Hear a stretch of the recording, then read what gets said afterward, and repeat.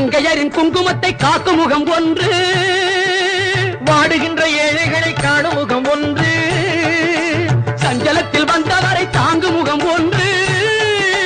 ஜாதி மத பேதமின்றி பார்க்கும் முகம் ஒன்று, நோய் நொடிகள் தீர்த்து வைக்கும் வண்ண முகம் ஒன்று,